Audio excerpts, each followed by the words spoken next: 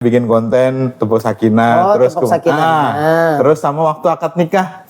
Waktu akad nikah itu wajib nggak tepuk sakinah, Pak? Enggak. Luar biasa. Masalah ekonomi jadi penyebab utama daripada perceraian di banyak tempat. Kita ini sering lupa. Kita lebih mempersiapkan materi, tapi kita lupa mempersiapkan mental spiritualnya. Oh. Kenapa? Karena ujung-ujung dari materi itu sebenarnya di mental. Nah, jadi kalau memang sampean misalnya punya utang nih, atau punya kreditan motor, sampai ngomong aja, Pak. Istilahnya kan di awal nih. Makanya saya katakan tadi kelahi duluan. Iya. Kalau punya utang, itu maksimalnya 30%, berarti 900.000. Itu maksimal. Kenapa? Karena lebih dari itu akan mengganggu keuangan keluarga harian. Oke. Tuasamu, tukar wawasan, tambah ilmu.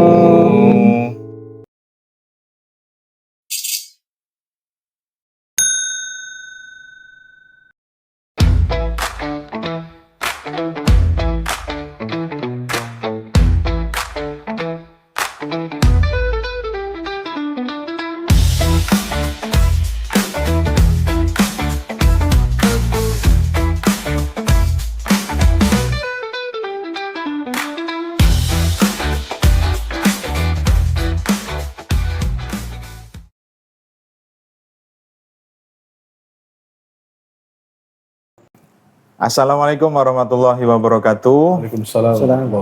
Selamat pagi ya. Kita kebetulan ini di posisi yang berbeda. Biasanya kita take-nya malam atau sore. Jadi selamat pagi teman-teman semuanya. Hari ini kita sangat berbahagia sekali bisa kedatangan tamu lagi yang luar biasa. Terima kasih Bapak sudah berkenan hadir di studio sederhana kita. Sama-sama. Terima kasih Bapak. Teman-teman juga kita hari ini sekali lagi setiap episodenya Tuas Tamu itu selalu spesial. Kita kembali lagi, kita tagline-nya lupa kelewatan tadi. Kita kembali kepada Tuas Tamu, tukar wawasan, tambah ilmu. Kelewatan. Teman-teman, kita hari ini kedatangan tamu spesial yang luar biasa, Pak Abdullah. Terima kasih sudah berkenan hadir sekali lagi Bapak. Pak Abdullah ini adalah penghulu di KUA Kecamatan Samarinda Seberang. Ya, Samarinda Seberang. Beliau ini termasuk senior kami, ya, senior kami di kepenghuluan. Jadi kita hari ini akan banyak membahas tentang manajemen keuangan keluarga. Kita ngobrolin duit lagi nih. Nah, jadi duit ini menjadi salah satu hal yang krusial ini kan. Jadi ini kita bakal kupas tuntas hari ini mulai dari manajemen sebelum nikah atau pranikah. Bagaimana sih pengantin harus memanage keuangan mulai dari sebelum nikah sampai nanti di dalam pernikahan atau pasca akad nikah. Jadi kita akan kupas tuntas hari ini. Teman-teman jangan di skip, tonton terus sampai habis. Baik, sebelum kita masuk ke pembahasan kami persilakan kepada Bapak untuk lebih memperkenalkan diri, monggo. Silakan. Bismillahirrahmanirrahim. Assalamualaikum warahmatullahi wabarakatuh. Waalaikumsalam warahmatullahi wabarakatuh. Bismillah, alhamdulillah, wassalatu wassalamu ala rasulillah wa ala alihi wa sahbihi wa mawalah ma'ad. Alhamdulillah, selalu kita memanjatkan puji dan syukur kita kehadirat Allah Subhanahu wa taala. Karena sampai pada detik ini kita masih diberikan kesempatan, waktu, kesehatan sehingga bisa bersama-sama bersilaturahmi intinya dengan teman-teman Tuas Tamu, dan mudah-mudahan apa yang kita lakukan pada hari ini mendapatkan keberkahan dan ridha dari Allah Subhanahu wa taala. Amin. Salawat serta salam semoga selalu tercurah kepada junjungan kita Nabi Muhammad sallallahu alaihi wasallam, keluarga, sahabat dan pengikutnya hingga akhir zaman. Amin rabbal alamin. Sedikit saja memperkenalkan diri. Nama saya jelas ya, sudah diperkenalkan ya, Abdullah.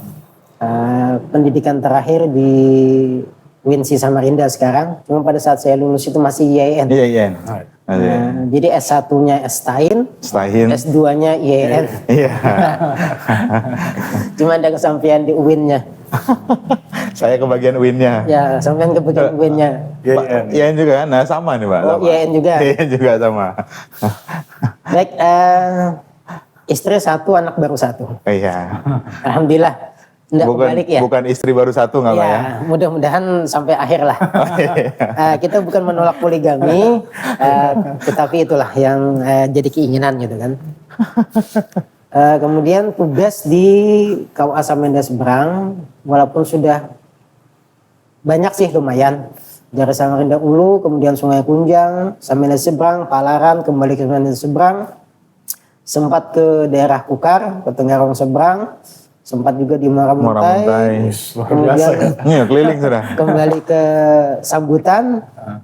Ujung-ujungnya kembali lagi ke Samarinda Seberang lagi. Nah, itu sedikit untuk masalah karir ya, karir atau jabatan. Saya penghulu ahli muda. Kemudian kenapa berbicara tentang masalah keuangan keluarga? Karena kebetulan di kita Kementerian Agama itu kan ada program termasuk program unggulan Kementerian Agama. Itu kan ada 4 ya. Ada Bimbing Catin, ada BRUS, ada BRUN, ada Pusaka Sakinah. Kalau BRUS, bimbingan remaja usia sekolah, itu lebih kepada menekankan meminimalisir terjadinya pernikahan anak. Dini, Kalau dulu istilahnya ya. pernikahan Pernikahan dini, dini, sekarang ya. pernikahan anak. Ya. Nah kemudian kalau BRUN sendiri, bimbingan remaja usia nikah, itu rata-rata biasanya anak-anak kuliahan. Ya, Artinya kan usia yang nikah ya. usia-usia sudah akan menikah. Kemudian Bimbing Catin sendiri itu jelas mereka yang sudah mendaftarkan pernikahan di kantor urusan agama untuk pembekalan mereka menghadapi keluarga. Nah kemudian Pusaka Sakinah sendiri itu biasanya rata-rata pesertanya adalah mereka yang usia pernikahannya sudah 10 tahun ke atas. Dan materinya itu biasanya lebih mendalami materi-materi yang ada di Bimbing Catin. Nah, ya. Nah kemudian untuk Bimbing Catin dan Pusaka Sakinah sendiri itu diantara materi pentingnya itu adalah masalah manajemen keuangan keluarga, financial planningnya itu. Nah, dari tuas tamu kemarin ada meminta ke saya dan menganggap saya mampu. Alhamdulillah kalau misalnya diberi kepercayaan seperti itu, karena kebetulan memang saya sempat ikut pelatihan di bagian masalah keuangan keluarga. Keuangan keluarga. Itu. Sedikit itu. Ya cukup. Ya, jadi memang kita nggak salah nih kan. Hari ini kita kalau nggak salah pasti benar gitu ya. Jadi kita nggak salah, hari ini kita akan banyak membahas tentang financial planning ya. Kalau bahasa kerennya gitu. Bahasa kerennya tuh financial planning. Kalau bahasa gampangnya kita ngomongin duit lah. Ya. Nah, ngomongin duit dari sebelum nikah sampai nanti di dalam pernikahan. Jadi pranikah, praakad nikah sampai dengan pasca akad nikah. Masuk dalam pernikahan. Tapi sedikit Pak, tadi kan bicara tentang bimbingan perkawinan Pak. Sebelum kita masuk ke materi nih, ini intermezzo aja nih. Kita sambil juga meluruskan kepada pemahaman teman-teman ini. Sebenarnya bimbingan perkawinan atau di dalam posisi akad nikah itu wajib nggak sih Pak untuk sakinah? Bimbing Catin Dan akad nikah. Sekarang kan fenomenanya lagi rame nih. Di bimbingan perkawinan lagi banyak bikin konten tepuk sakinah, terus tepuk sakinah. terus sama waktu akad nikah. Waktu akad nikah itu wajib nggak tepuk sakinah Pak? enggak. Nah Kalau ini, saya pribadi enggak. nah itu, jadi kita harus benar-benar luruskan karena banyak sekali teman-teman calon pengantin itu Pak ketakutan Pak. Ketakutan nih. Tepuk sakinah. Iya. Tapi memang ada. Saya sempat ketemu itu, malahan EO-nya ya nanya ke saya. Jadi Pak ini siap untuk tepuk sakinah enggak? Saya bilang, loh kok tepuk sakinah di akad nikah? Saya bilang. Ya. Karena tepuk sakinah itu sebenarnya ini kan fenomena yang baru muncul. Betul. Sebenarnya ini udah lama, udah Betul. lama. Masalah tepuk sakinah itu sebenarnya udah lama. Cuma alhamdulillah sekarang viral lagi. Saya bilang tepuk sakinah itu adanya di bimbingan perkawinan calon pengantin. Kenapa? Karena di tepuk sakinahnya itu adalah 5 pilar untuk membentuk sebuah keluarga sakinahnya. Nah disitulah dipelajarinya. Supaya lu mudah diingat. Iya, jadi dijadikan ice breaking. Itu. Jadi kita sedikit meluruskan intermezzo aja nih, supaya teman-teman juga jangan ketakutan, takut karena kalau Gen Z kan kadang sekarang yang begitu-gitu malu Pak ya. Apalagi yang kadang juga pengantin yang usia-usia yang sudah berumur, yang sudah mungkin pernikahan bukan yang pertama gitu ya. Jadi karena kalau disuruh gitu takutan duluan juga. Oke teman-teman, kita masuk ke pembahasan ini Pak. Kita bicara tentang manajemen keuangan keluarga, financial planning atau ngomongin duit. Ngobrolin tentang duit, kita bicara dari pranikah sampai pasca nikah. Kita bicara sebagai pembuka mungkin begini Pak. fenomena yang terbaru yang kemarin kita sama-sama dengar itu kan bahwa Pengadilan Agama itu merilis data bahwa perceraian itu mayoritasnya disebabkan oleh tentang keuangan, problem keuangan. Jadi ini kan menjadi fenomena yang luar biasa. Masalah ekonomi. Masalah ekonomi jadi penyebab utama daripada perceraian di banyak tempat gitu. Nah, kira-kira Bapak memandang itu gimana, Pak? Oke. Kira-kira berapa bulan yang lewat saya memang dapat info dari Pengadilan Agama untuk kita berbicara untuk wilayah Samarinda ya. Boleh. Samarinda ini sendiri untuk tahun 2024 kemarin itu sekitar 3.000 kasus perceraian terjadi. 3.000 kasus. 3.000 kasus. Banyak janda-janda baru nih. Sedangkan peristiwa nikah sendiri untuk wilayah Samarinda ini dalam hitungan per tahunnya tuh antara kita kan 5.000 sampai 6.000. Artinya kalau terjadi kasus perceraian 3.000 otomatis kan setengah nih. Setengah lebih makan. Ini sangat iya memang betul-betul sangat riskan. Oke, karena memang katanya penyebab paling besarnya itu adalah kasus ekonomi. Sebenarnya kalau kita telusuri ujung-ujungnya sebenarnya bukan masalah ekonominya. Kalau saya mengatakan pribadi ya. Itu sebenarnya saya mengatakan seperti ini dalam setiap screening pada saat Catin datang ke KUA itu yang selalu saya tekankan apapun sebenarnya yang kita lakukan di dalam hidup ini kan perlu persiapan. Benar. Jangankan kita yang satu kali seumur hidup kita mau ke pasar pun perlu persiapan. Paling tidak siap-siap bawa uang kan. Nah ini kan perlu persiapan. Bawa kantongan. Nah, bawa kantongan apa segala macam. Apalagi yang peristiwa sekali seumur hidup. Benar. Artinya ini betul-betul perlu persiapan yang matang. Nah cuma kadang-kadang kita ini sering lupa. Kita lebih mempersiapkan materi, tapi kita lupa mempersiapkan mental spiritualnya. Oh. Kenapa? Karena ujung-ujung dari materi itu sebenarnya di mental spiritual juga nanti ujung-ujungnya. Saya katakan gini, kadang-kadang laki-laki itu berdarah-darah. Saya katakan kasarnya berdarah-darah, habis-habisan. Uang untuk jujuran, gedung kemudian rias pengantin, catering dan segala macam, belum iya fotografer segala macam, belum lagi antaran segala macam kan. Itu kadang-kadang habisan. Ya saya pribadi juga seperti itu dulu kan. Karena saya jujur dulu setelah menikah uang di ATM saya itu cuma sisa 200.000. Ya kenapa? Karena kita berpikiran kan ini sekali seumur hidup gitu kan. Pasti pengen yang semeriah mungkin gitu. Yang menimbulkan kenangan yang indah lah, yang asik lah pada saatnya nanti kan. Nah, cuma kadang-kadang kita sering terlupa dengan mempersiapkan mental spiritual kita. Kita habis-habisan mempersiapkan materi, tapi kita tidak betul-betul mendalami keluarga itu seperti apa sih.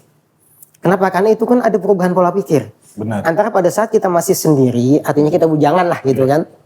Dengan kita punya pasangan itu pasti beda sudah pola pikirnya. Kalau masih sendiri, masih bujangan, kalau kasarannya bisa dikatakan ya sama gue. Ya. Habis sholat subuh tidur lagi anda jadi masalah kan, karena kita masih bujangan, masih jaka, masih perawan misalnya gitu. Tapi kalau sudah punya pasangan, ya tidak bisa seperti itu. Paling tidak suaminya siap-siap mandi, siap-siap berangkat kerja karena sudah punya tanggung jawab. Istrinya paling tidak siap-siap bikinkan sarapan.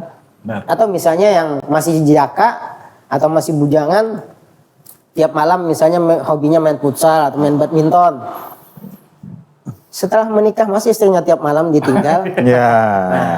Ngopi Bang, ngopi. Atau misalnya mabar lah misalnya kan main bareng sama teman segala macam itu. Sudah punya pasangan masih seperti itu. Ini karena harus dirubah nih, pola pikir seperti itu harus dirubah. Nah maka saya selalu tekankan, kalau sampean tidak siap merubah pola pikir yang seperti ini, berarti sebenarnya sampean belum siap untuk berumah tangga. Walaupun mungkin dari segi finansial sampean siap. Oke. Kenapa? Kan ini sudah perubahannya nanti. Sebenarnya rumah tangga itu seperti kita hidup sih sebenarnya. Kita hidup masih bujangan. Kalau kita pasti punya hak dan kewajiban masing-masing kan. Artinya sebagai anak lah segala macam. Nah nanti kalau sudah punya pasangan otomatis bertambahnya tanggung jawab. Sampean sebagai seorang suami otomatis bertambah tanggung jawab. Nah ini yang sebenarnya harus disadari mereka yang mau melangsungkan pernikahan. Supaya apa? Pada saat mereka sudah masuk dalam sebuah rumah tangga, mereka tidak akan kaget lagi. Oke, berarti kalau kita ambil kesimpulan ya, data yang dirilis pengadilan itu betul. Ya betul aja. Karena memang yang fakta terungkap di pengadilan itu adalah kasusnya Kasus ekonomi. ekonomi. Tapi di balik itu sebenarnya adalah ketidaksiapan spiritual, mental spiritual ini tadi berarti. Mungkin kesimpulannya gitu Pak ya? Ya. Oke, baik. Kita geser dulu Pak, nanti kalau kita kupas ini habis nanti kan. Ya. Nah, jadi kita geser dulu, kita masuk ke dalam bagaimana sih kita itu memanajemen keuangan atau uang dalam posisi kita sebelum menikah, gitu. Artinya pembicaraan antara calon suami calon istri ini, artinya sebelum menikah ya. Oke. Kenapa sih keuangan itu harus dibicarakan antara dua belah pihak ini, calon pengantin pria dan calon pengantin wanita ini? Saya biasanya pada saat bimuin, itu selalu saya tanyakan ke calon-calon pengantin itu, bahasa kasar saya itu adalah, sampean sudah kelahi duluan belum? Wah ini. Oh iya. Artinya kelahi duluan itu bukan tonjok-tonjokan gambar-gambarannya, enggak. Artinya mereka itu udah pernah enggak duduk berdua, ya mungkin cari tempat yang kondusif, anggaplah misalnya di warung, di tempat makan yang ada lesehannya, yang suasananya enggak rame. Silahkan mereka adu argumen, banyak hal sebenarnya yang perlu mereka musyawarahkan dan sepakati, termasuk dalam hal masalah keuangan. Saya contohkan misalnya, nanti setelah menikah, itu dua-duanya tetap kerja atau satu aja yang kerja. Oke. Ini kan ada kaitannya dengan masalah ekonomi kan, ekonomi keluarga. Kenapa? Karena itu nanti ada konsekuensinya masing-masing. Iya. Nah, kalau misalnya dua-duanya kerja, gimana pembagian segala macamnya itu nanti kita bicarakan. Paling tidak itu dulu yang mesti mereka musyawarahkan. Kemudian yang kedua, yang saya tekankan itu adalah setelah mereka menikah itu langsung atau tunda dulu.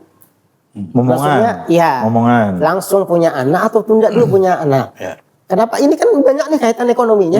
Kesiapan sebelum melahirkan, kemudian setelah melahirkannya, biaya kalau misalnya tidak ikut BPJS misalnya kan, nah, biaya di rumah sakit atau biaya bidan segala macam. Nah itu perlu juga mereka bicarakan. Nah kemudian yang ketiga, yang biasa saya tekankan itu adalah kira-kira mereka itu setengah tahun atau 1 tahun mereka ikut orang tua baru pisah rumah. Dan ini semua harus dibicarakan di awal? Iya harus dibicarakan di awal. Kenapa? Karena konsekuensinya masing-masing.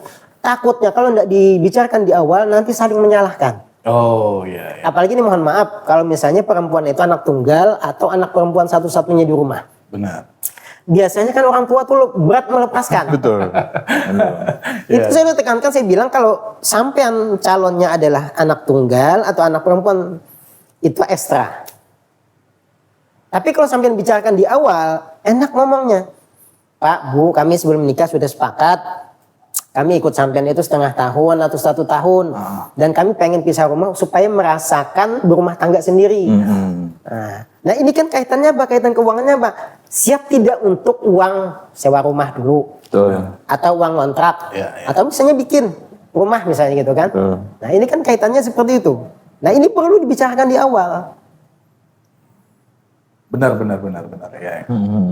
Ada artinya perlu ada kesepakatan kelahi dulu di awal. Iya. Untuk membicarakan terutama faktor keuangan tadi Pak ya. Dan kepada diri saya pribadi ya, saya sebelum menikah itu dulu, saya ngomong sama istri saya. Saya bilang, kalau mau menikah sama saya, makan 3 kali sehari insya Allah bisa. Beli baju 2 bulan sekali mungkin insya Allah bisa. Tapi kalau kaya jangan berharap. Kenapa? Karena PNS itu di mana sih kayaknya? Nasib tuh ya. Saya bilang PNS itu kayaknya cuma bisa 2 loh. Punya warisan atau usaha di luar atau korupsi. 2 itu saja saya bilang.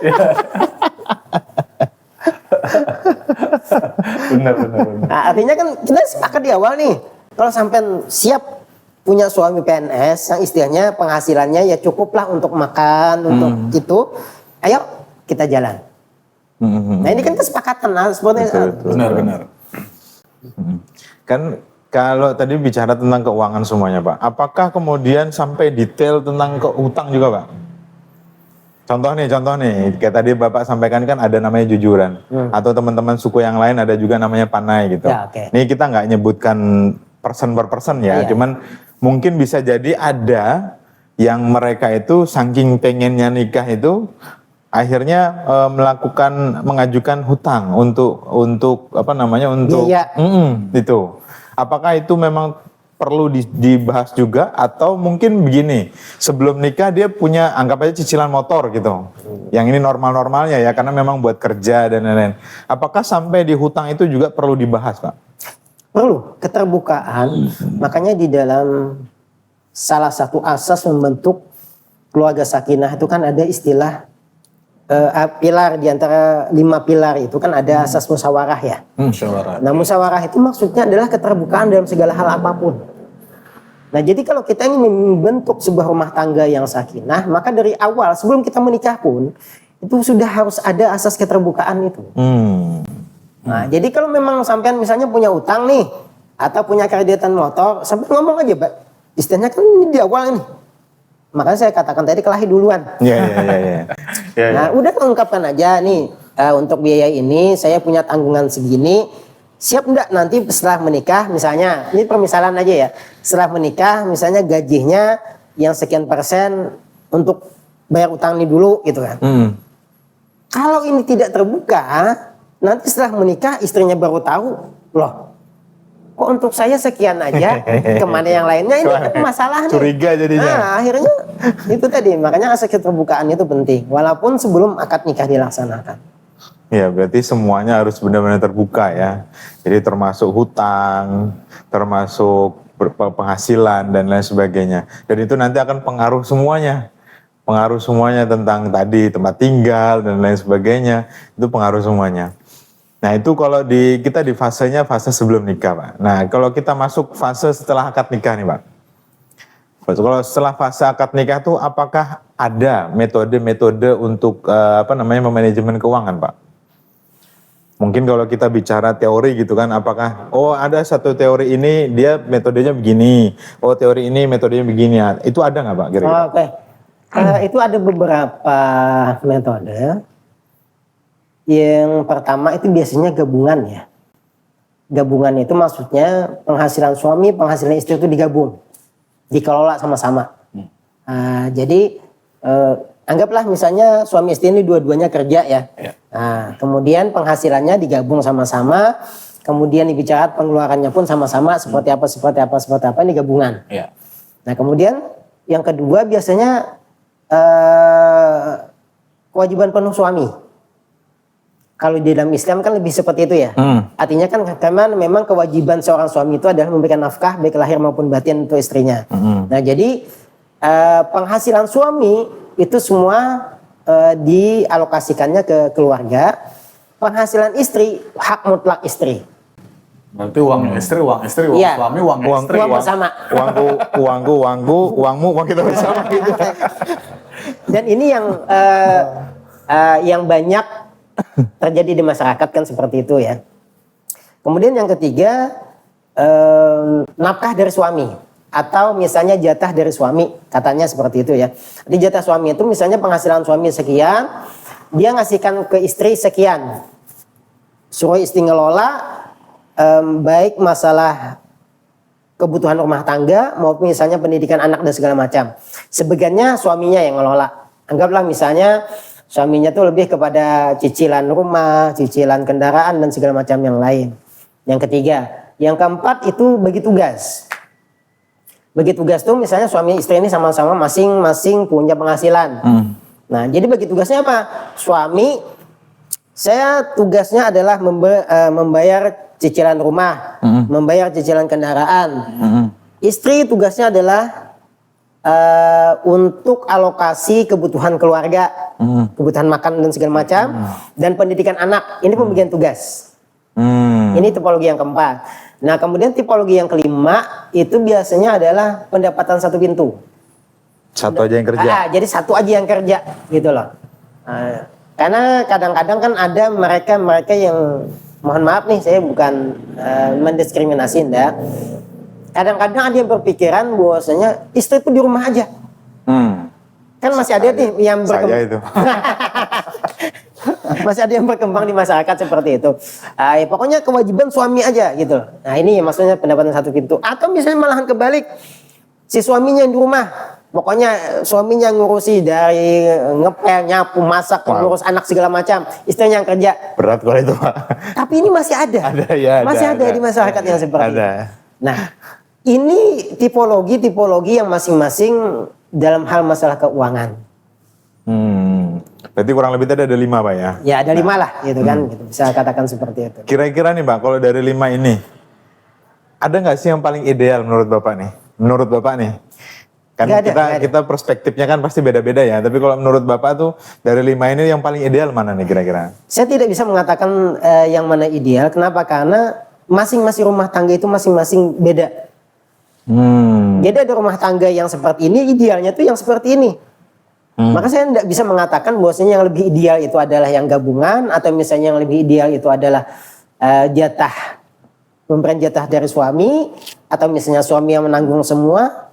Kenapa? Karena masing-masing keluarga tipologinya beda-beda. Berarti terkait dengan masing-masing kondisi keluarga itu sendiri. Iya, Dan saya katakan ada budaya mungkin Pak ya. Nah, saya katakan seperti ini ya. Misalnya kenapa saya tidak bisa mengatakan ideal semua? Contoh misalnya pembagian tugas. Agak misalnya suami cicilannya ini, istri rumah tangga dan ternyata istrinya pemboros. Kan tidak bisa diperlakukan seperti ini kan? Oke. Ujung-ujungnya apa? SPP anak tidak dibayarkan, misalnya seperti itu yang Kebeli terjadi. lipstik kan? Nah, makanya kan artinya lihat keluarganya tipologinya seperti apa, maka yang lebih amannya seperti itu, misalnya seperti itu kan. Oke. Atau malah kebalikan misalnya suaminya pemboros banget gitu kan. Nah, ini perlu lagi dibicarakan seperti apa. Mungkin dalam memetakan yang namanya kebutuhan primer, sekunder itu Pak. Artinya kebutuhan utama, pokok. Kadang-kadang kan terutama beberapa kasus-kasus rumah tangga yang ada sekarang ini, itu kan lebih mengutamakan kebutuhan-kebutuhan yang sifatnya mewah bukan utama. Karena ada keinginan tampil di medsos misalnya, pengen punya HP iPhone, padahal segala kebutuhan keuangannya itu belum memenuhi untuk itu. Kita kembali ke awal sedikit. Ya. Yang dikatakan tadi adalah banyak kasus perceraian terjadi dalam hal masalah ekonomi. Ya. Saya katakan seperti ini. Ada kasus, kita berbicara kasus ya. Istrinya ini sudah PNS, guru, sudah punya sertifikasi. Lumayan Sobel sudah itu. Kan kita udah paham lah. Udah lumayan nih. Lumayan ya. Suaminya pegawai bank. Tambah luar biasa ya. Kalau pegawai bank sampai Anda bisa nanya lah. Artinya kan gede dari kita kalau kita nih ecek bagi mereka. Iya. Artinya kan pasangan suami istri ini penghasilannya luar biasa. Tapi dalam perjalanan sebulan rumah tangga mereka, di akhir bulan mereka malahan ngutang. Istilah lagu Rhoma Irama tuh gali lubang tutup lubang. Ini kan berarti ada masalah nih. Maka setelah diteliti, ternyata ada 2 kesalahan. Kesalahan pertama itu adalah gaya hidupnya melebihi kebutuhan hidup. Besar pasak. Kemudian yang kedua adalah manajemen keuangannya tidak baik. Nah ini yang sering terjadi kepada adik-adik kita yang bermasalah di pengadilan agama sampai terjadinya kasus perceraian. Itu karena tadi lebih banyak kepada 2 hal ini. Gaya hidupnya melebihi kebutuhan hidup, kemudian manajemen keuangannya tidak baik. Kadang-kadang melihat temannya punya motor baru. Kan? Langsung pengen. Nah, makanya saya katakan tadi ketidaksiapan mental spiritual mereka. Kalau mereka sebenarnya sudah siap dengan hal mental spiritual, insya Allah godaan-godaan sampingan itu nggak akan menjadi masalah. Kenapa? Karena mereka akan mengetahui mana skala prioritas dalam sebuah rumah tangga. Benar. Iya. Bisa jauh ya, misalnya kita sendirilah. Ini kan HP misalnya HP lama nih. ini kan kebutuhan hidup kita ya, kebutuhan hidup kan. Kalau sekarang nih jelas kebutuhan hidup. Kalau zaman kuliah belum. Ya. Dan zaman kuliah saya itu nomornya aja minta ampunan mahalnya. Mahal. Ya. Kita PNS pasti ini ya. Kenapa bekerja. absen harus pakai ini sekarang. Artinya kan kebutuhan hidup nih. Benar. Nah cuma kadang-kadang gaya hidup kita itu apa? Melihat misalnya iPhone terbaru nih, berapa? Pro Max 17 ya? 20-an kayaknya itu. Belum 17 kalau saya Enggak, maksudnya terbaru. harganya. Oh, harganya. Harganya 20-an. Harganya. Nah, kan karena gaya-gayaan, kan ngelihat nih teman nih iPhone baru nih, beli juga. Ini kan yang sering tidak kita sadari. Artinya gaya hidup yang tidak ditopang dengan kemampuan. Benar. Makanya kalau istilah bahasa kasarnya itu ada masyarakat sekarang ini banyak sekali membeli sesuatu yang tidak dibutuhkan dengan uang yang tidak dimiliki. Ya. Itu bahasa kasarannya seperti itu. Benar. Artinya sudahlah hal ini bukan yang dibutuhkan, yang jadi permasalahan ujungnya adalah uang yang tidak dimiliki alias ngutang atau kredit. Ya. Nah ini yang jadi masalah. Nah maka ini yang saya katakan bahwasanya oke, penyebab ekonomi terbesar, tapi ujung-ujungnya itu ketidaksiapan mereka dalam hal mental Mental spiritual. spiritual. Apalagi sekarang ditambahi lagi fenomena pinjol, Ya, pay letter kan. Pay letter. Nah, itu jadi sangat mudah sekarang ini kan. jadi nggak ada uang nggak apa-apa, ada pay letter. Ya, jadi, kalau apa seperti yang Bapak sampaikan tadi, sebenarnya kan kalau dalam rumah tangga makan itu yang penting ada kan Pak, bukan harus mewahnya makanan itu, setidaknya sehatnya. Sama seperti motor, HP, yang penting fungsinya alat komunikasinya ada, kecuali dia memang kebutuhannya pekerjaannya di bidang entertain, dia butuh HP yang speknya lebih tinggi. Tapi yang dipahami kebanyakan pasangan-pasangan sekarang, pasangan muda terutama, itu mempunyai ekspektasi yang terlalu berlebihan. Artinya ketika makan ya harus mewah, harus bisa jadi story, seperti yang disampaikan tadi, dan lain-lain. Karena gaya hidup anak-anak muda sekarang ini memang harus bisa diupload di medsos. Nah, Itu kan kebanyakannya seperti itu ya. Artinya kita makan di warung pun Foto. upload gitu kan. Iya, Nah, iya. ini gaya hidupnya. Memang gaya hidupnya seperti itu. Makanya saya katakan kalau ketidaksiapan kita dari awal bahwasanya kita ini sebenarnya udah rumah tangga nih. Beda kalau misalnya kita masih sendiri ya. Kalau kita masih sendiri tidak jadi masalah. Aman. Tapi kalau kita sudah punya keluarga, kita yang harus utamakan itu adalah keluarga dulu. Ya, Kira-kira kemampuan keluarga kita ini mampu tidak mendukung dengan gaya hidup kita. benar. Ya. Saya selalu katakan, oke sampean misalnya mau ke restoran, seminggu sekali silahkan. Tapi jangan tiap malam.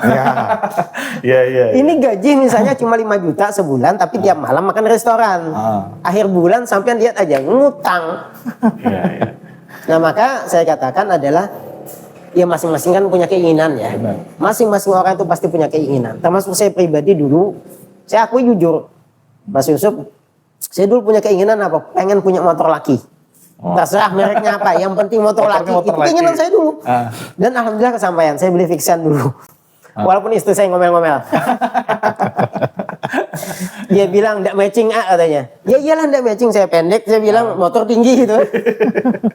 Makanya saya dulu sempat di antara kepala KUA penghulu dibilangi penghulu gaul. Iya. Kenapa penghulu gaul? Saya biasa nikahkan itu, hadir ke peristiwa nikah itu pakai baju gamis. Atau kadang-kadang pakai jas, pakai sarung, pakai motor laki. Sampai bayangkan aja anehnya seperti apa kan gitu. Tapi saya katakan itulah keinginan pribadi saya dan itu saya dapatkan tidak mengganggu keuangan keluarga saya. Nah maka saya selalu tekankan, silakan sampean punya keinginan, punya impian, tapi lihat kadar kemampuan keluarga sampean. Jangan yang sesuatu yang sampean inginkan itu malahan memberatkan keuangan keluarga. Jangan sampai terjadi seperti itu. Terus Perlu nggak sih Pak, kita tuh bikin pembukuan Pak Nah, oke. dalam rumah tangga itu Pak? Ini kita berarti udah berbicara tentang masalah manajemennya ya. Artinya manajemennya, oke. Jadi dalam sebuah keluarga, kalau memang betul-betul keuangan keluarga kita itu sehat, ini macam-macam sebenarnya tipologinya. Saya katakan ada minimal tiga yang harus sampean lakukan. Yang pertama adalah minimal 10% pendapatan itu uang untuk ditabung atau investasi. Ini minimal 10%. 10%. Ya, ini Dari minimal. gaji ya, dari semua Dari penghasilan pendapatan, lah. dari Semuanya berarti. Kalau cuma satu yang kerja ya berarti total pendapatan Ya, berapa? total pendapatan. Kalau dua-duanya yang kerja total pendapatan berapa? Total pendapatan Oke. berapa. Kemudian yang kedua, rasio utang itu adalah maksimal 30% dari pendapatan. Maksimal itu, Pak. Maksimal. Maksimal. Artinya kalau misalnya sampean pendapatan 3 juta, otomatis kan 10% untuk diinvestasikan atau ditabung itu adalah 300.000. Oke. 3 juta, 3 ya. Ya. 300 Kalau punya utang itu maksimalnya 30%, berarti 900.000. 900.000. Itu maksimal. Kenapa? Karena lebih dari itu akan mengganggu keuangan keluarga harian. Oke. Oke, ya. Yang ketiga, mesti punya dana likuid 3 kali penghasilan. Liquidnya harus 3 kali penghasilan. 3 kali penghasilan. Dana liquid itu seperti apa, Pak? Liquid Dana- cair ya, Ah, oke. artinya yang mudah dicairkan. Kalau punya investasi rumah, tanah itu kan tidak mudah dicairkan. Oke, ya. Nah, jadi yang mudah dicairkan tuh kayak model Emas. tabungan atau emas. Oh, itu tadi berapa persen? Minimal 3 kali 3 pendapatan. kali pendapatan. Oke. Kenapa ini saya katakan seperti itu? Karena kita berbicara atau kita mengulang kembali ingatan kita ke tahun 2019. Ya. COVID berlaku. Benar. Kan banyak tuh teman, saudara kita, keluarga kita, tetangga kita yang mereka tidak bisa lagi jualan di pasar malam. Karena tidak dibolehkan. Kan? Dibolehkan. Kalau mereka punya dana liquid 3 kali pendapatan, mereka masih aman untuk 2 bulan berpikir bagaimana cara mencari rezeki di yang lain. Yang lain, benar. Ya. Tapi kalau nggak ada, otomatis mau tidak mau pinjaman ke sana sini. Nah itu disiapkannya mulai dari sebelum nikah atau nanti setelah pasca akad nikah baru disiapin? Itu terserah masing-masing calon pengantin. Mau disiapkan dari awal sebelum menikah, silahkan. Atau sudah menikah, silahkan. Karena biasanya rata-rata ya, kalau awal sebelum menikah itu biasanya pembicaranya lebih kepada masalah kesiapan wah-wahnya pernikahan. Ya. Itu kan lebih banyak seperti itu. Nah, makanya saya katakan sebenarnya juga tradisi masyarakat kita ini yang membodohi pengantinnya sendiri. Ya. Keluarga. Sebenarnya banyak, saya beberapa kali ketemu itu. Pak, saya sebenarnya pengennya kami itu acara nikahannya yang sederhana aja, Pak, katanya kan. Ya, pokoknya yang panggil keluarga, tetangga segala macam sudah gitu kan. Ya. Tapi ternyata keluarga tidak mau. Harus wah segala macam. Padahal kalau kita berpikir logis seperti ini ya. Anggaplah misalnya uang jujuran ya. Anggaplah misalnya uang jujuran. 50 juta misalnya gitu kan. 10 juta aja lah untuk acara. Misalnya seperti itu. 40 juta gunakan modal bagi mereka berdua yang nikah ini loh. Benar. Itu akan lebih bagus ketimbang habis-habisan jor-joran pada saat akan nikah. Kan itu memang sifatnya keinginan aja ya, untuk ramai, untuk Iya, karena memang sunnahnya kan walimatul urus kan, Walimatul artinya kan ini memberitahukan kabar gembira nih kepada orang bahwasanya ini sudah menikah nih. ya. Tapi kan tidak perlu harus yang begitu wah. Tapi ujung-ujungnya setelah menikah, ya kalau mereka yang sudah kerja tidak jadi masalah. Kalau mereka yang tidak kerja, benar. mending itu untuk modal mereka berdua menjalani rumah tangga. Oke. Kalau bicaranya begini Pak, kan tadi kan ada 5 ya, metodologi atau pola metode apapun itulah kita sebutannya. Nah terus dari 5 ini, kira-kira yang megang uang ini siapa Pak? Suami kah, istri kah, atau sama-sama? Dalam 5 tipologi tadi sebenarnya sudah ada kejelasan di situ ya sebenarnya. Saya katakan, maka saya tidak berani mengatakan yang mana yang lebih ideal. Kenapa? Karena masing-masing keluarga itu akan beda. Saya contohkan misalnya segini. Ternyata suaminya ini lebih boros. Maka kan lebih bagus pengelolaan Istrinya. keuangan itu istri. Oh, Kenapa? Karena kalau suami yang megang akan berbahaya rumah tangga. kalau ego gimana Pak? Kalau ketemunya ego gimana? Itu maka saya katakan dibicarakan di awal. Oh, Kalau bisa tuh berkelahi duluan itu di situ. kelahi duluan itu tadi ya. Supaya apa? Tidak akan menjadi masalah di kemudian harinya. Oke. Maka di dalam pengelolaan keuangan, selain yang saya katakan 10% tadi, lebih banyak penelitian itu mengatakan idealnya itu memang 50-30-20. 50, 30, 20. Nah, 50% itu kebutuhan pokok, 30% itu keinginan atau gaya hidup, 20% itu tabungan atau investasi. Oke. Tapi kan kalau kita bicara penghasilan kayak sekarang di berapa sekarang? UMR berapa kita sekarang? 37. 37. Yang terbaru lah. Berapa ya 2026 berapa?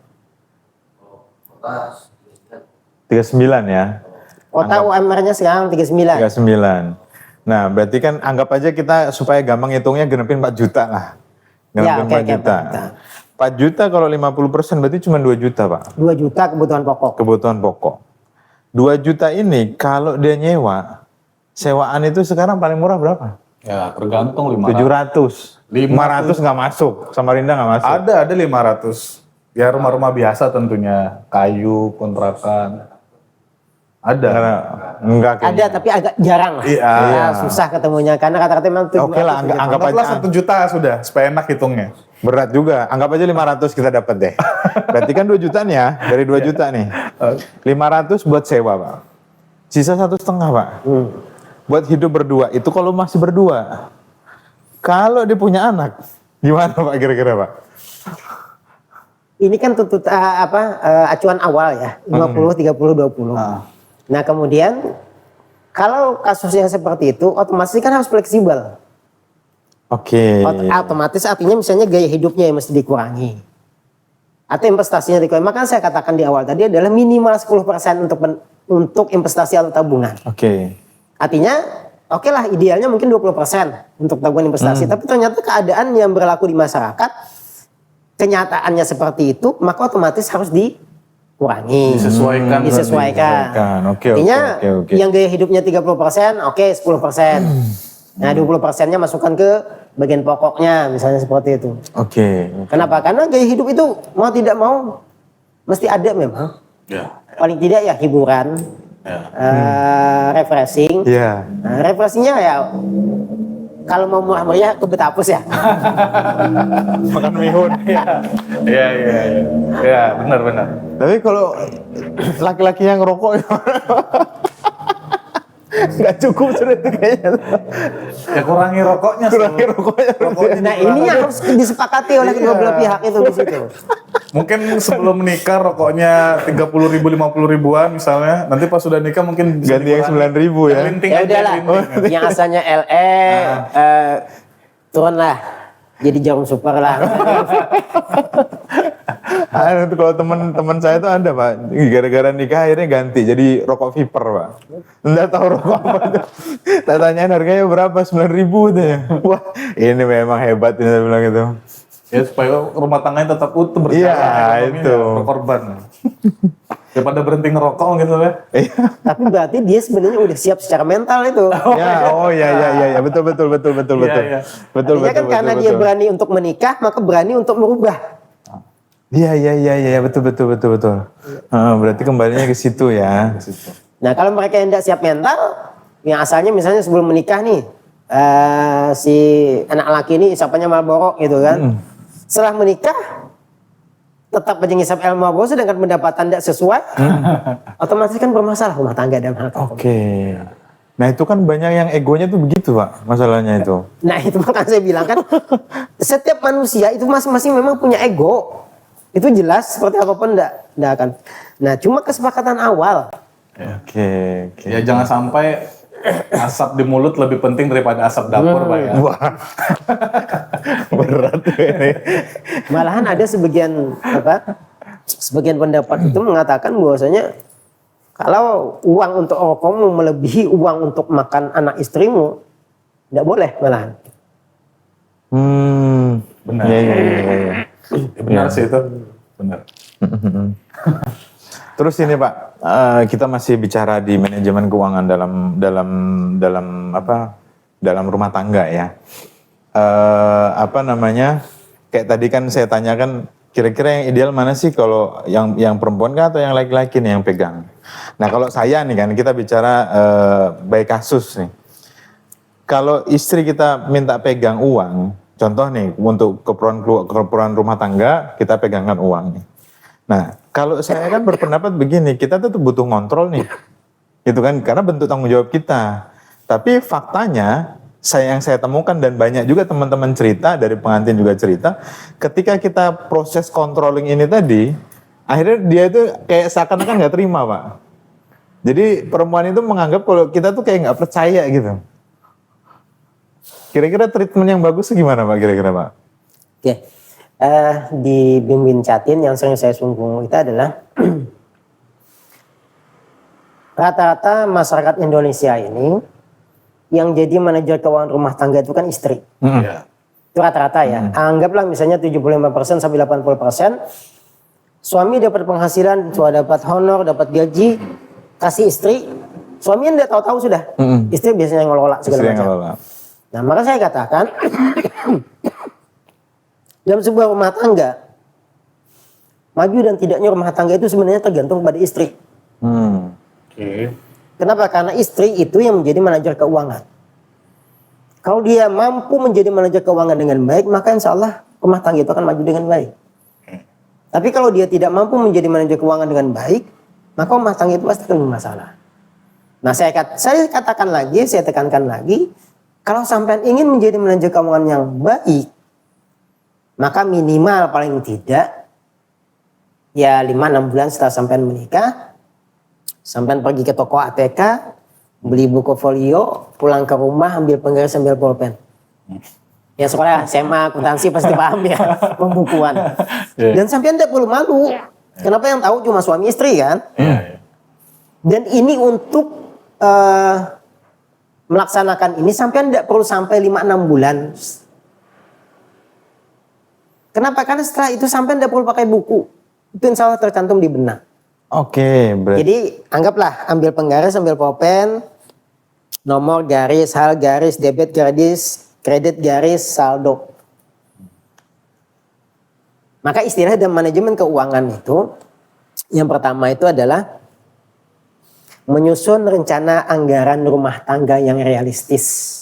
RAB. RAB kalau istilah kita di kantor kan RAB. Tapi yang realistis ya. Iya, yang realistis lah. Pendapatan 3 juta, pengeluaran 5 juta kan tidak realistis artinya. Benar. Sisanya pinjol semuanya.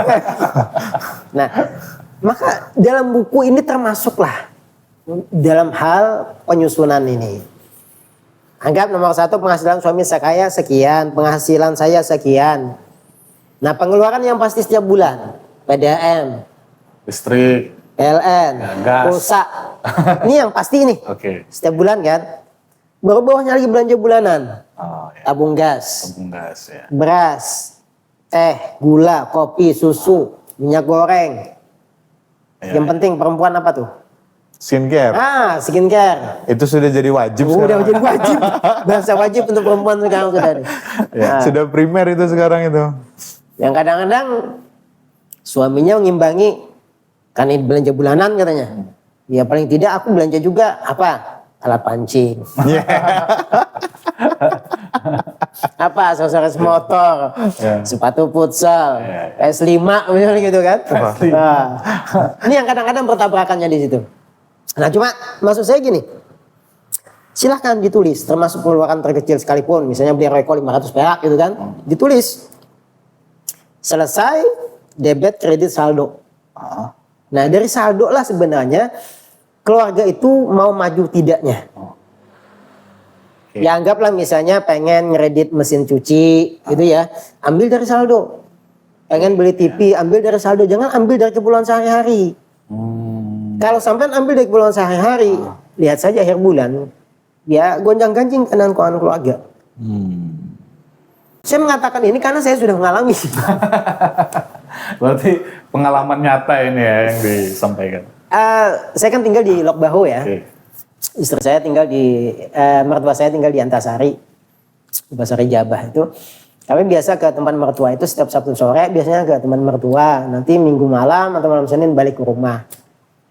Nah suatu saat, pas kami mau balik ke rumah, istri saya ngomong sama saya, kita lihat-lihat dulu yuk nuansa elektronik, gitu kan? Tahu nuansa elektronik sebelum jembatan Mahakam yang besar tuh. Oh iya iya. Ayo, saya bilang. Nah, kejadiannya apa? Di TKP yang terjadi adalah beli. Padahal Tadinya lihat-lihat. Kan lihat-lihat, niat awalnya kan cuma lihat-lihat nih. Akhirnya kebeli 2 item. Dan akhir bulan memang gonjang-ganjing keadaan keluarga. Walaupun pada saat alhamdulillah masih bisa tertutupi. Artinya kan pembelajaran bagi kita adalah sesuatu yang tidak kita rencanakan dengan baik, ya hasilnya nggak akan baik. Karena yang tadi kan bukan direncanakan, instan. Instan, ya benar. Karena rencananya cuma lihat-lihat, jalan-jalan aja. Nah, maka di dalam sebuah keluarga perlunya pembukuan yang seperti ini itu sangat penting. Kenapa? Karena ada perencanaan. Benar. Nah, kemudian yang kedua, saya katakan tadi selain menyusun rencana anggaran tadi adalah menetapkan skala prioritas.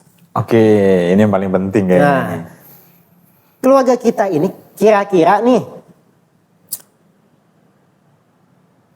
mobil perlu enggak? Misalnya seperti itu ya. Anggap yang biasa seperti itu. Dan itu kejadian juga sama saya dulu. Saya 2019 sempat saya lego tuh motor fiction saya untuk uang DP mobil. Dan itu saya rencanakan, rencana sama istri. Selesai di lego, udah dapat uangnya, udah siap untuk uang DP mobil. Kami bicarakan lagi sama istri. Kira-kira mobil ini penting enggak untuk kita? Sesuatu yang kita butuhkan enggak pada saat ini?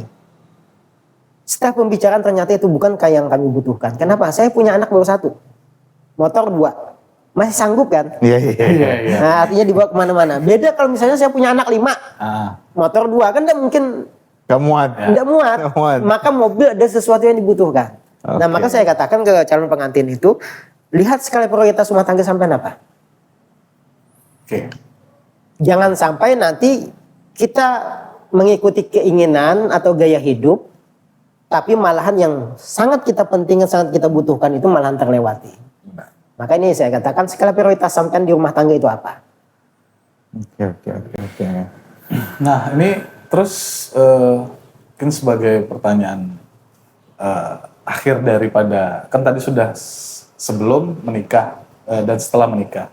Dan andai terjadi konflik dalam rumah tangga, Pak, terutama masalah keuangan tadi. Kan kalau tadi pas pra pernikahan kan harus kelahi dulu, Pak. Nah, tapi ternyata kelahinya ini pas sudah menikah. Kira-kira berlanjut bagaimana? mungkin. Berlanjut kelahinya. Atau malahan belum kelahi duluan. Ya, belum kelahi ya. Dan terjadi konflik tentang keuangan yang tidak sehat, yang amburadul dan lain-lain. Bagaimana tanggapan Bapak? Tips-tipsnya untuk menyelesaikan konflik tentang keuangan di rumah tangga. Oke. Jadi gini, untuk masalah keuangan keluarga, saya katakan dari awal dulu ya. Yang pertama adalah kita menyusun rencana anggaran belanja rumah tangga yang realistis. Kemudian yang kedua adalah skala prioritasnya apa. Benar. Kemudian yang ketiga adalah mempersiapkan dana liquid, dana taktis atau dana tidak terduga. Nah, kemudian selanjutnya adalah menjaga rasio utang. Jadi ini yang kadang-kadang terlewati nih. Dan mohon maaf, perempuan itu dengan kata-kata kredit. Dan kadang-kadang kreditnya tanpa sepengetahuan suami. Ya, bahaya tuh kalau yang panci-panci ke rumah itu. Bahaya itu. Benar bahaya itu. Nah, kemudian dalam masalah keuangan ini ada yang namanya evaluasi. Entah itu evaluasinya per bulan, entah itu evaluasinya per 3 bulan, terserah masing-masing keluarga. Nah, maka saya katakan tadi, kalau kita dari awal punya pembukuan, itu kan enak sebenarnya evaluasi. Kita tinggal lihat hasilnya yang tertulis. Tapi kalau tidak ada pembukuan, yang seperti sampean bilang tadi, wah istrinya tidak tahu-tahu sudah ada. Akan jadi masalah. Nah, maka yang semuanya dilakukan, termasuk di rapat evaluasi itu apa, pembicaraan lagi, kesepakatan semua. Artinya kalau misalnya belum kelahi duluan tadi, ayo, misalnya anaknya udah, ya lumayan lah bisa ikut berbicara, misalnya gitu kan, silakan sampai rapatkan di rumah suami istri, kira-kira permasalahan kita ini di mana. Nah, ini kan pembicaraan. Kenapa? Karena memang ya pasti akan terjadi perbenturan kehendak keinginan antara suami istri karena memang masing-masing kan beda. Benar. Nah, dalam hal ekonomi itu pastilah beda dah, itu pasti dah. Nah, maka usahakanlah ada pembicaraan, musyawarah, rapat lah seperti itu. Terserah bahasanya seperti apa, tapi dalam rumah tangga itu mesti seperti itu. Asas sila keempat dari Pancasila. Ya karena kan salah satu yang ada di Sigo Taklid ya, masalah tidak dinafkahi selama berapa bulan itu? 3 bulan berturut-turut, kan itu juga pasti terkait dengan masalah ekonomi kan? Ya pasti. Oh. Dan banyak sebenarnya masyarakat kita ini yang belum memahami tentang hak kewajiban masing-masing. Oke. Saya katakan gini, kan kita di dalam fikih ya, anggaplah fikih agama kita. Kewajiban untuk mencari nafkah atau memberikan nafkah itu adalah pada diri seorang suami. Kemudian kewajiban istri itu kan cuma melayani dan berbakti kepada suami kan. Istri itu cuma kewajibannya kan cuma itu. Betul, Ya. betul. Nah, cuma kan banyak yang tidak paham ini, masyarakat tidak banyak paham. Seakan-akan kewajiban nyapu, ngepel, nyuci, masak itu adalah kewajiban istri. Padahal bukan. Ya. Itu adalah kewajiban bersama sebenarnya. Maka kalau istilah kita melihat sudut pandang dari negeri Arab, khususnya Arab Saudi lah misalnya itu, mereka di sana kalau menikah itu kan biasanya calon suami itu udah mempersiapkan rumah, udah mempersiapkan pembantu. Ya. Kenapa? Karena istrinya memang betul-betul melayani berbakti ke suami aja. Kita di Indonesia enggak seperti itu, Iya. gitu kan seperti itu. Oke lah, tapi paling tidak kita bisa memahami sebagai seorang suami bahwasanya itu bukan kewajiban seorang istri. Ya. Mas saya katakan pada saat bimbing saat ini saya katakan sampean kudu wajib gaji dia. Kenapa? Karena itu bukan kewajiban istri. Maka sampean punya penghasilan, iya dibagilah sama istri. Kenapa? Karena istri sampean yang melakukan itu. Beda kalau sampean semuanya yang melakukan di rumah tangga. Sampean nyapu, sampean ngepel, sampean masak. Itu kan? Ya bolehlah sampean cuma ngasih uang misalnya untuk istri 500.000 udah jadi masalah. Kenapa? Sampean semua yang melakukan. Tapi kalau misalnya istri sampean yang ngepel, yang nyapu, yang masak, yang cuci, maka paling tidak gaji sampean itu mesti dibagi sama istri. Oke, berarti ini lebih detail berarti nyambung yang tadi Pak ya. Berarti kalau contoh tadi kebutuhan itu ada di 50 atau 60%, itu harus ada bagiannya istri berarti. Khusus istri. Jadi bukan untuk rumah aja enggak. Ya kalau Gitu bahasa ya. itu digaji mungkin tadi Bapak bilang ya. Ya, mungkin bahasanya terlalu kasar ya. Atau anggap aja digaji. apa ya bahasanya? Apa bahasanya? Uang sangu. Iya, kalau anak uang sangu sekolah lah ya. Jadi maksudnya intinya itu uang itu memang untuk istri. Istri terserah mau buat apa. Berarti gitu Pak ya? Jadi gini, masing-masing keluarga kan beda ya dalam hal menangani masalah keuangan itu. Ya. Kalau pribadi keluarga kami sendiri, kepada saya pribadi, saya penghasilan itu bagi 3 Mas. Jadi satu bagian saya, satu bagian istri, satu bagian anak. Oke. Jadi bagian istri, bagian anak itu istri saya yang ngelola. Ini di luar uang makan dan untuk kebutuhan keluarga. Ya. Jadi ini bagian nih, bagian. Nah, jadi kayak model tukin itu kan kita kalau kita PNS ya, artinya kalau gaji saya itu gaji itu bagi 3. Jadi satu bagian saya istri, satu bagian anak, satu bagian saya. Nah, bagian bagian anak itu termasuk nanti istri saya yang ngelola itu ya untuk SPP dia, untuk jajan dia dan segala macam yang lain gitu kan. Nah, kemudian tukin, nah itu lain lagi nanti pembagiannya. Sekian. Oke, berarti memang harus benar-benar disiplin Pak ya. Sekali lagi dibicarakan, dimusyawarahkan semuanya, Nah, disepakati semuanya. prinsip keuangan keluarga itu memang diantaranya adalah yang pertama hemat dalam belanja. Kemudian yang kedua adalah keterbukaan dalam segala hal apapun. Yang ketiga adalah disiplin. Artinya kalau memang kita sudah rancangan anggaran rumah tangga kita seperti ini, disiplinnya apa? Ayo ikuti yang seperti itu.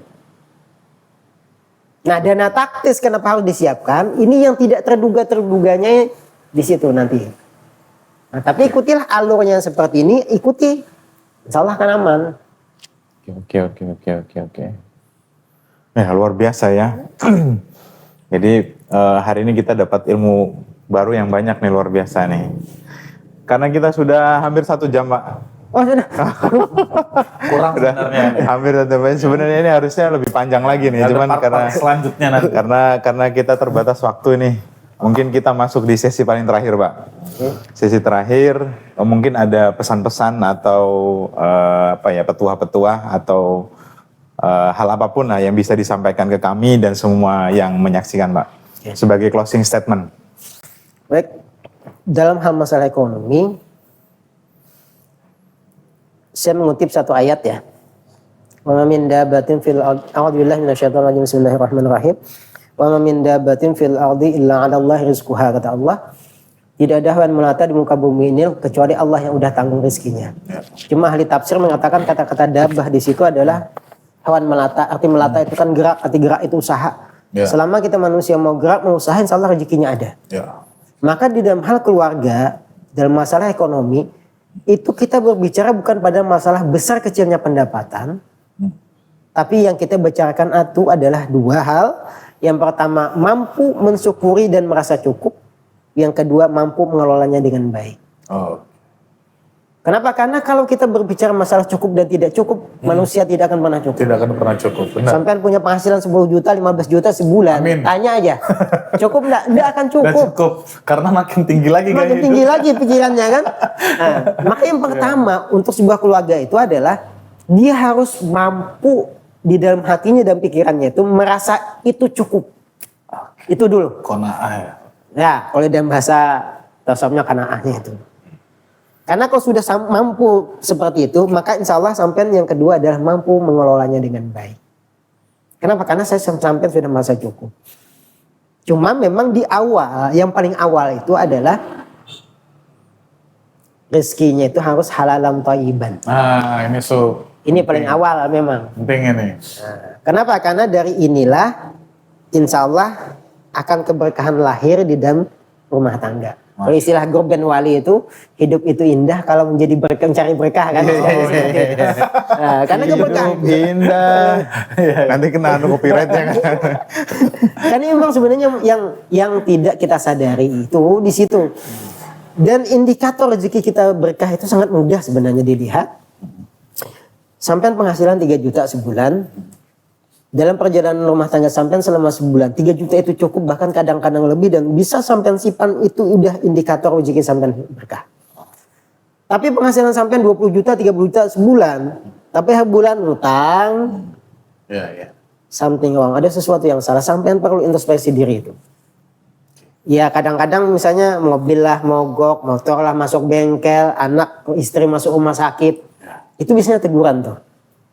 Pasti ada sesuatu yang salah, cara sampean salah, jalan sampean salah, hasilnya sampean salah. Nah, jadi saya tekankan sekali lagi, terakhir adalah bahwasanya kalau sampean bisa melakukan 2 hal ini, yang pertama adalah merasa cukup, mensyukuri dan merasa cukup. Yang kedua, mampu mengelola dengan baik, maka insya Allah rumah tangga sampean dalam hal keuangan insya Allah sehat. Dan laksanakan yang tadi, 10% minimal pendapatan disimpan atau ditabung, investasi. Yang kedua adalah maksimal punya hutang 30% dari pendapatan. Yang ketiga, minimal punya dana liquid 3 kali pendapatan. Luar biasa. Hari ini teman-teman kita sama-sama belajar tentang manajemen keuangan keluarga ya. Jadi saya pribadi pun ikut belajar, Pak. Ya, karena kan kalau Sama-sama belajar, kita masih sama belajar.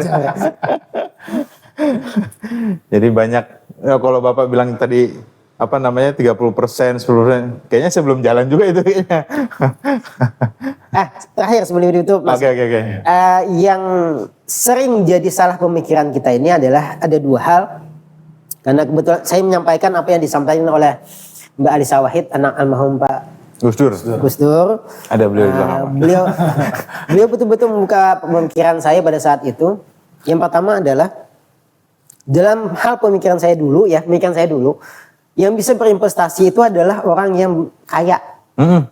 Dan pemikiran saya seperti itu. Ternyata tidak. Siapapun orang yang punya penghasilan dia bisa berinvestasi. Nah, kemudian yang kedua, kebanyakannya kita kalau nabung atau investasi itu biasanya rata-rata adalah uang sisa. Oke.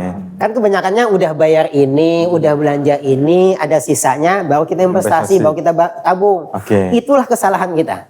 Oke. Jadi seharusnya Yang seharusnya itu adalah pada saat kita menerima pendapatan, 10% langsung sisihkan minimal. Nah, disiplin ini. Nah, ini disiplinnya di situ. Ya. Dan saya akui, saya jujur juga nggak, saya tidak sampai ke situ. karena masih kadang-kadang kalau ada lebih baru disimpan. Oke. Kesalahan kita di situ. Demikian. Oke. Apa namanya? Saya juga alhamdulillah menjalankan itu, Pak, sebenarnya. Cuman mungkin tidak terkonsep, tidak terteori mungkin ya. Jadi kalau saya bilang sama teman-teman kemarin itu kan, ini off the record di belakang kamera tuh, saya tuh punya celengan babi, saya bilang. Jadi kalau saya ayam. Yang halal celengannya. ada celengan halal. Jadi saya mulai itu udah alhamdulillah udah lumayan lama ya, dari mungkin sekitar 3 tahun awal usia pernikahan itu saya mulai sampai sekarang itu.